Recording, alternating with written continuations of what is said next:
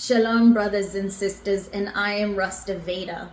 So for those that have been following me from the beginning of the channel, know that I do step-by-step processes of when it comes to the holy days so that you cover all the aspects, but do not miss out on anything as well. So you're well-rounded and grounded in what the holy days contain.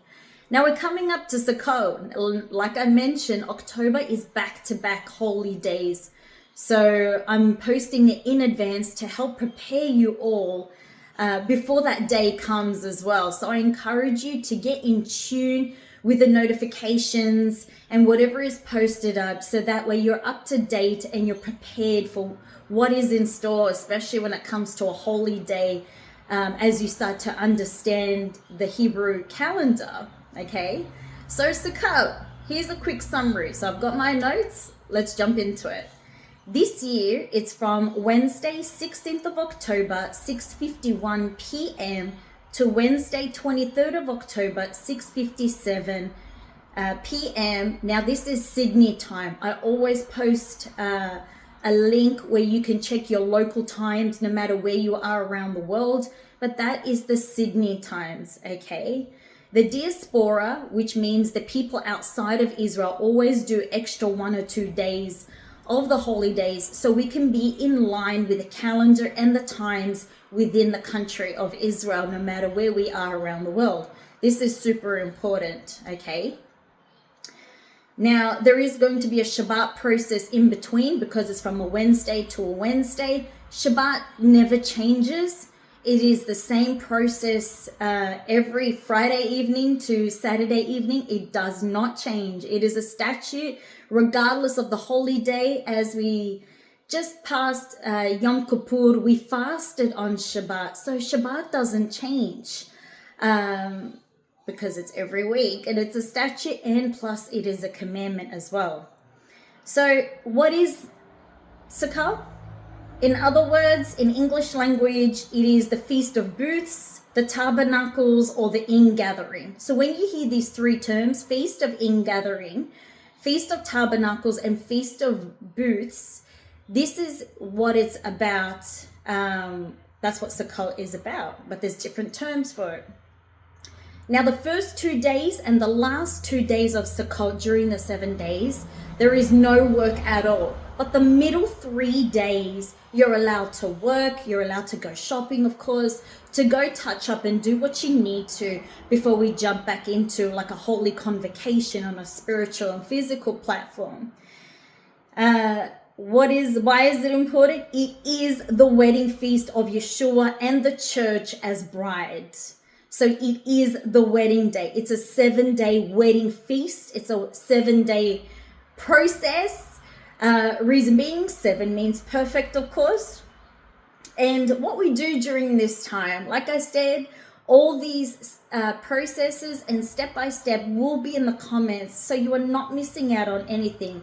But I'd like to explain it in a verbal way as well, to help you fill in the gaps along the way as well.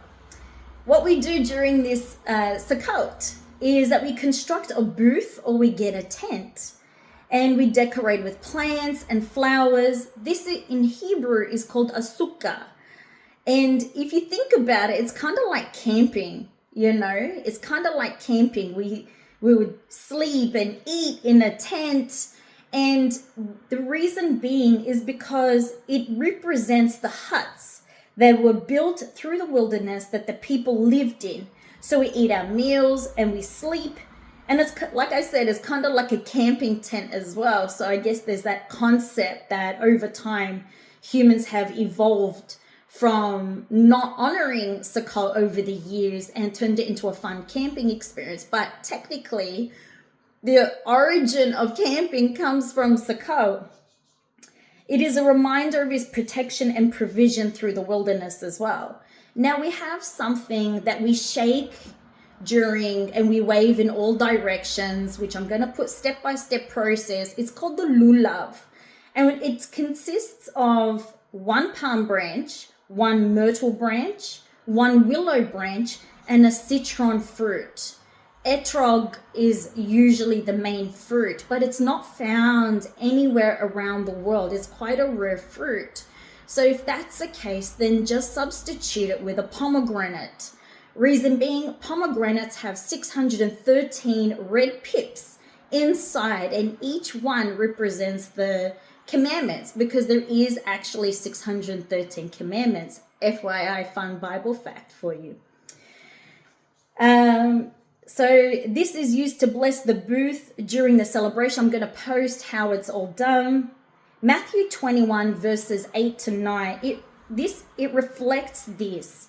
When the people were waving the palm branches saying, Hosanna to the Son of David, we are going to be doing the same. What they did back then by waving the palm branches when Yeshua was on the donkey, entering, the city, saying, Hosanna to the Son of David, we are going to be saying the same as we wave, Hosanna, Hosanna. We're welcoming the glory of King Yeshua in as we are coming into that marital connection with him as well.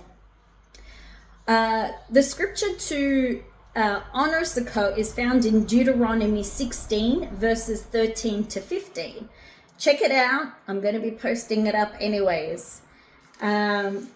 Also, why is it important? This is where the season of joy begins. And you can see that as I've marked it on the Hebrew calendar on my community page, on the yearly cycle of the Gregorian and the Hebrew calendar side by side, what are the seasons as it changes? We are entering the season of joy.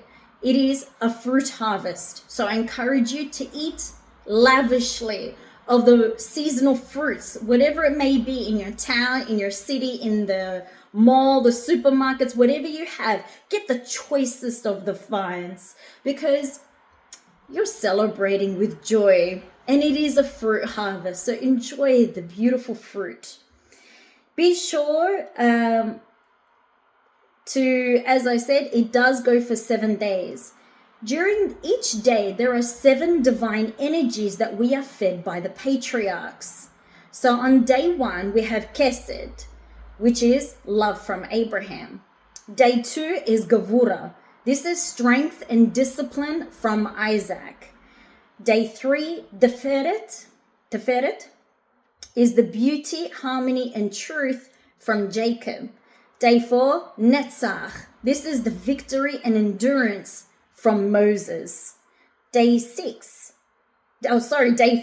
Hod, the splendor and humility from Aaron. Day 6, Yesod. This is the foundation and connection that we receive from Joseph. Day 7, Malchut. This is the sovereignty and receptiveness and the leadership from David. We receive these divine energies on each day as the patriarchs release it in the spiritual realm from heaven to the people to reconnect back up, very in depth. And so this is why the 7 days is very important, because it's that spiritual perfection as the patriarchs have led us to Yeshua, and they all lead to Yeshua, but they all have led to Yeshua, if that makes sense. There's a really awesome spiritual connection that we have from our forefathers to where we're going, that all connects back to Yeshua HaMashiach. Amazing. Now, straight after Sukkot, we do have an extra event. It's an add-on day. It's called Shemini Atzeret and Simchat Torah. Now I'm going to be posting this separately. This is the renewal of the Torah. This is where the old cycle of the Torah ends and where it begins at the same time. But the wedding feast must happen first before we can start the Torah again, and the cycle begins again. I'm going to post this separately in a video, so keep an eye out so you understand it is back to back. I'll post the times and the dates so you too can make sure that you are in line with the correct times of the remnant all around the world, but as well as Israel on Adonai's calendar and in his time. And we all must be in one accord and in unity as well, spiritually and physically speaking. If you have any questions, let me know.